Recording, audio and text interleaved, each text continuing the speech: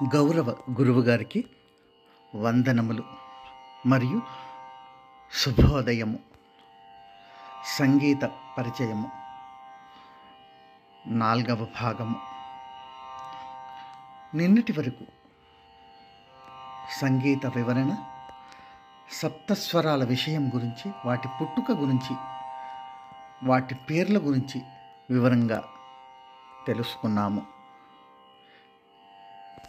అయితే ఈరోజు ఆ సప్తస్వరాలను ద్వాదశ స్వరస్థానములుగా ఎలా గానం చేసుకోవాలో కొద్దిగా వివరంగా తెలియచేస్తాను. ద్వాదశ స్వరస్థానములు తెలియచేయాలంటే ఫలానా రాగపరిచయం చేస్తూ చేయవలసి ఉంటుంది. ప్రస్తుతానికి మనకు మాయామాళవ గౌళ రాగం నేర్చుకున్నాం కాబట్టి, తెలుసుకున్నాం కాబట్టి, అందులో ఆ రాగాన్ని ఆధారం చేసుకొని కొన్ని వివరాలు తెలియచేస్తాను.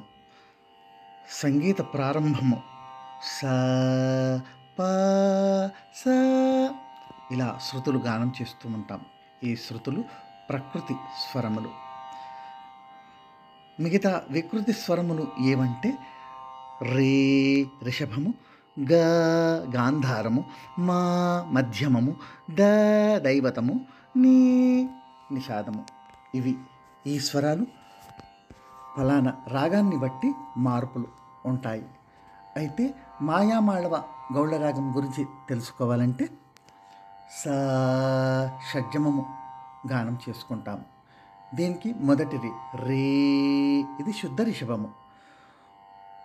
ఇంకో రెండవది రే చతుశ్రుతి రిషభము. ఈ రెండు రిషభములు స్వరస్థానములు వేరు. రే రే రే రే మార్పు ఉంటుంది.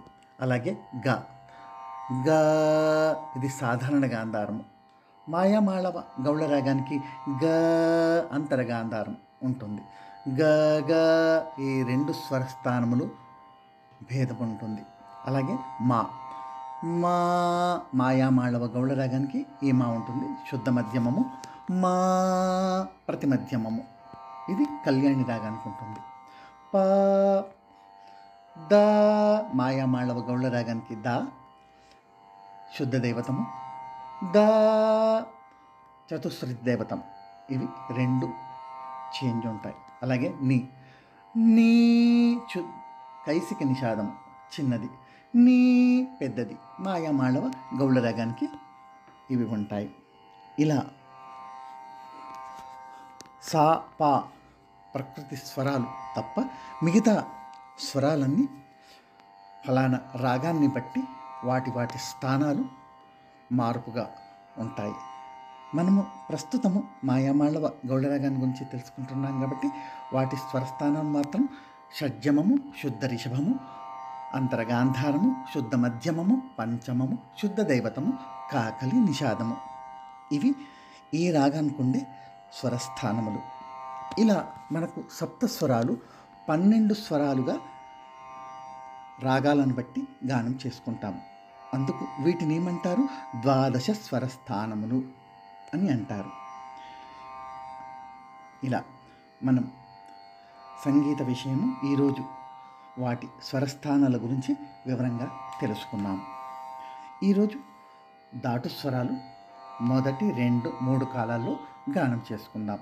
దాటు స్వరాలు అంటే సరళీగా ఉండే, అంటే సరేగామ సమానంగా ఉండే స్వరాలను 2 స్వరాలు వదిలి గానం చేస్తే దాన్ని దాటు స్వరాలుగా అంటారు.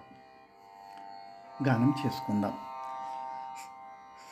సామా గరి సరే గమ రే పమ గ రే గమ ప గద పమ గమ పద మని ద ప మా పద ని పస ని ద పద ని స స పద ని సా ని ద ప ని మా పద ని ద ప మా దా గా మా ప దా ప మా గ ప రే గా మా పా మా గ రే మా స రే గ మా గ రే స.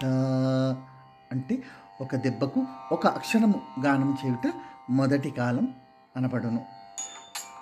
రెండవ కాలం అయితే ఒక దెబ్బకు రెండు అక్షరాలుగా గానం చేయుట. మా గ రే గ స రే గ మ ప మ గ మ రే గ మ ప దా ప మ ప గ మ ప ద ని ద ప ద మ ప ద ని సా ని ద ని ప ద ని స ప ద ని ద సా ని ద ప మ ప ద ప ని ద ప మ గ మ ప మ ద ప మ గ రే గ మ గ ప మ గ రే స రే గ రే మ గ రే స. మూడవ కాలం అయితే 4 అక్షరాలకు ఒక దెబ్బ.